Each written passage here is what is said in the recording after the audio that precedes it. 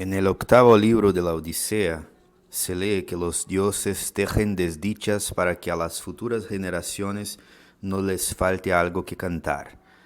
La declaración de Mallarmé, el mundo existe para llegar a un libro, parece repetir unos 30 siglos después el mismo concepto de una justificación estética de los males.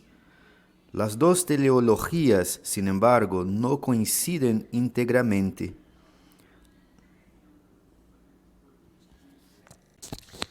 La del griego corresponde a la época de la palabra oral y la del francés a una época de la palabra escrita. En una se habla de contar y en otra de libros. Un libro, cualquier libro, es para nosotros un objeto sagrado. Ya Cervantes, que tal vez no escuchaba todo lo que decía la gente, leía hasta los papeles rotos de las calles. El fuego en una de las comedias de Bernard Shaw amenazaba la biblioteca de Alejandría. Alguien exclama que arderá la memoria de la humanidad y César le dice, déjala arder, es una memoria de infamias. El César histórico, en mi opinión, aprobaría o condenaría el dictamen que el autor le atribuye, pero no lo juzgaría como nosotros una bruma sacrílega. La razón es clara.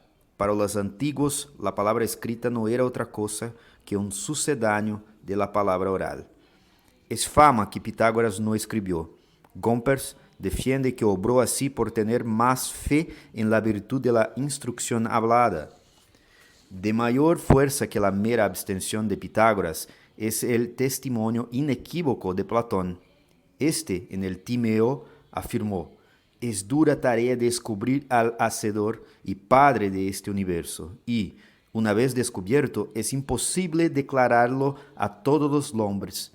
Y en el Fedro narró una fábula egipcia contra la escritura, cuyo hábito hace que la gente descuide el ejercicio de la memoria y dependa de símbolos, y dijo que los libros son como las figuras pintadas, que parecen vivas pero no contestan una palabra a las preguntas que les hacen. Para atenuar o eliminar este inconveniente, imaginó el diálogo filosófico.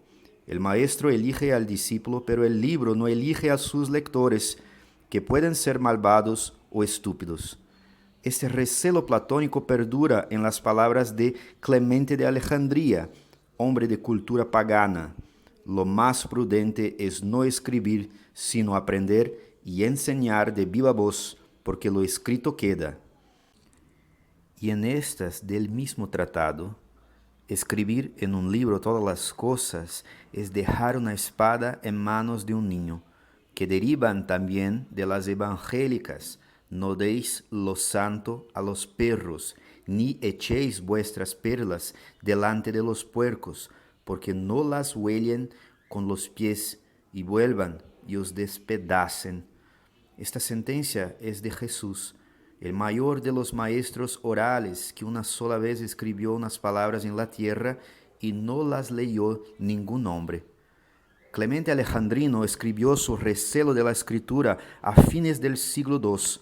A fines del siglo IV se inició el proceso mental que, a la vuelta de muchas generaciones, culminaría en el predominio de la palabra escrita sobre la hablada, de la pluma sobre la voz.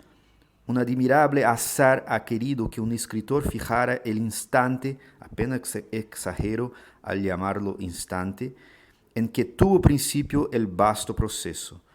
Cuenta San Agustín, en el libro 6 de las Confesiones, cuando Ambrosio leía, pasaba la vista sobre las páginas penetrando su alma en el sentido, sin proferir una palabra ni mover la lengua.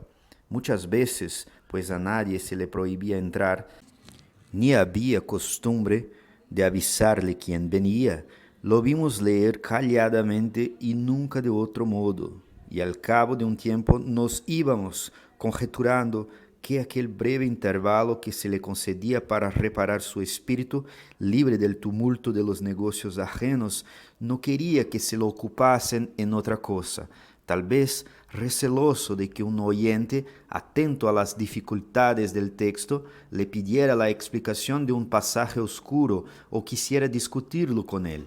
con lo que no pudiera leer tantos volúmenes como deseaba. Yo entiendo que leía de ese modo por conservar la voz, que se le tomaba con facilidad. En todo caso, cualquiera que fuese el propósito de tal hombre, ciertamente era bueno. San Agustín fue discípulo de San Ambrosio, obispo de Milán, hacia el año 384. 13 años después, en Numidia, redactó sus confesiones y aún lo inquietaba aquel singular espectáculo, un hombre en una habitación con un libro, leyendo sin articular las palabras. Aquel hombre pasaba directamente del signo de escritura a la intuición, omitiendo el signo sonoro. El extraño arte que iniciaba el arte de leer en voz baja conduciría a consecuencias maravillosas. Conduciría, cumplidos muchos años, al concepto del libro como fin, no como instrumento de un fin. Este concepto místico, trasladado a la literatura profana, daría los singulares destinos de Flaubert y de Mallarmé, de Henry James y de James Joyce. A la noción de un Dios que habla con los hombres para ordenarles algo o prohibirles algo, se superpone la del libro absoluto, la de una escritura sagrada. Para los musulmanes, el Alcorán, también llamado el libro, no es una mera obra de Dios, como las almas de los hombres o el universo. Es uno de los atributos de Dios como su eternidad o su ira. En el capítulo 13 leemos que el texto original, la madre del libro, está depositado en el cielo. Muhammad al-Ghazali, el Al-Ghazal de los escolásticos, declaró: el Alcorán se copia en un libro, se pronuncia con la lengua, se recuerda en el corazón y, sin embargo, sigue perdurando en el centro de Dios y no lo altera su pasaje por las hojas escritas y por los entendimientos humanos. George Sale observa que ese increado Alcorán no es otra cosa que su idea o arquetipo platónico. Es verosímil que Al-Ghazal recurriera a los arquetipos comunicados al Islam por la Enciclopedia de los Hermanos de la Pureza y por Avicena para justificar la noción de la madre del libro. Aún más extravagantes que los musulmanes fueron los judíos. En el primer capítulo de su Biblia se halla la sentencia famosa: y Dios dijo, sea la luz, y fue la luz. Los cabalistas razonaron que la virtud de esa orden del Señor procedió de las letras de las palabras. El tratado Sefer Yetzirah, libro de la formación, redactado en Siria o en Palestina hacia el siglo VI, revela que Jehová de los ejércitos, Dios de Israel y Dios Todopoderoso, creó el universo mediante los números cardinales que van del 1 al 10 y las 22 letras del alfabeto. Que los números sean instrumentos o elementos de la creación es dogma de Pitágoras y de Jámblico. Que las letras lo sean es claro indicio del nuevo culto de la escritura. El segundo párrafo del segundo capítulo reza: 22 letras fundamentales. Dios las dibujó, las grabó, las combinó, las pesó, las permutó y con ellas produjo todo lo que es y todo lo que será.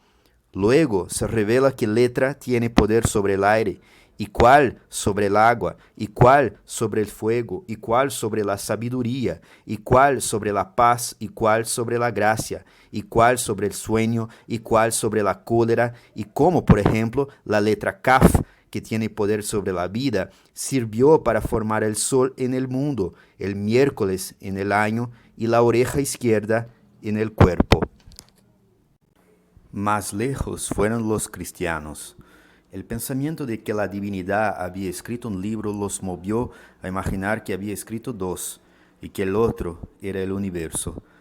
A principios del siglo XVII, Francis Bacon declaró que Dios nos ofrecía dos libros para que no incidiéramos en error. El primero, el volumen de las Escrituras, que revela su voluntad. El segundo, el volumen de las criaturas, que revela su poderío y que éste era la llave de aquel. Bacon se proponía mucho más que hacer una metáfora. Opinaba que el mundo era reducible a formas esenciales, temperaturas, densidades, pesos, colores, que integraban en número limitado un abecedarium naturae, o serie de las letras con que se escribe el texto universal. Sir Thomas Browne, hacia 1642, confirmó: dos son los libros en que suelo aprender teología: la Sagrada Escritura y aquel universal y público manuscrito que está patente a todos los ojos. Quienes nunca lo vieron en el primero, lo descubrieron en el otro. En el mismo párrafo se lee: todas las cosas son artificiales porque la naturaleza es el arte de Dios. 200 años transcurrieron y el escocés Carlyle, en diversos lugares de su labor y particularmente en el ensayo sobre Cagliostro, superó la conjetura de Bacon. Estampó que la historia universal es una escritura sagrada que desciframos y escribimos inciertamente y en la que también nos escriben. Después, Léon Bloy escribió: no hay en la tierra un ser humano capaz de declarar quién es. Nadie sabe qué ha venido a hacer a este mundo, a qué corresponden sus actos, sus sentimientos, sus ideas, ni cuál es su nombre verdadero, su imperecedero nombre en el registro de la luz. La historia es un inmenso texto litúrgico, donde las iotas y los puntos no valen menos que los versículos o capítulos íntegros, pero la importancia de unos y de otros es indeterminable y está profundamente escondida. El mundo, según Mallarmé, existe para un libro. Según Bloy, somos versículos o palabras o letras de un libro mágico, y ese libro incesante es la única cosa que hay en el mundo. Es, mejor dicho, el mundo.